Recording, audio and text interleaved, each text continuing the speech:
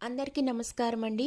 మనలో చాలామందికి కోరిన కోరికలు నెరవేరట్లేదని, ఇంకేం పూజలు చేస్తే మనకు నెరవేరుతాయి, ఎన్ని ఉపవాసాలు ఉండాలి అని చాలా బాధపడుతూ ఉంటాం.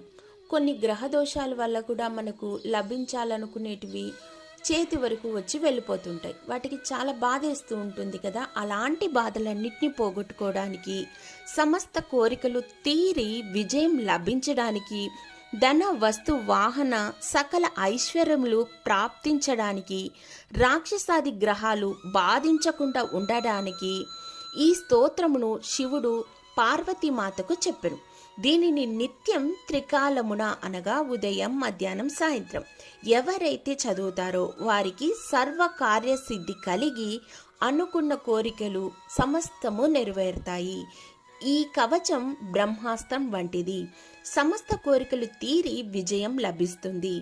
ఆ స్తోత్రం ఏదనగా ధనదాదేవి స్తోత్రం.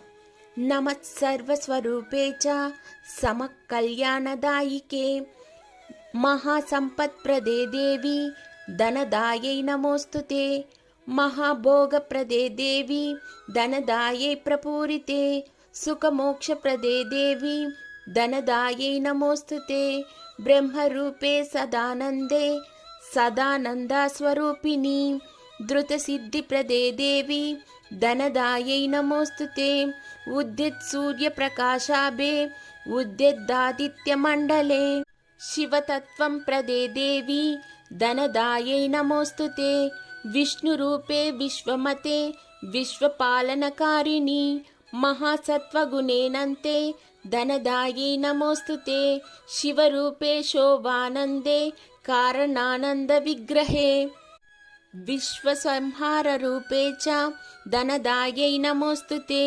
పంచతత్వస్వరూపే చ పంచాశద్వర్ణదర్శితే సాధకాభీష్టదే దేవి ధనదాయై నమోస్తుతే.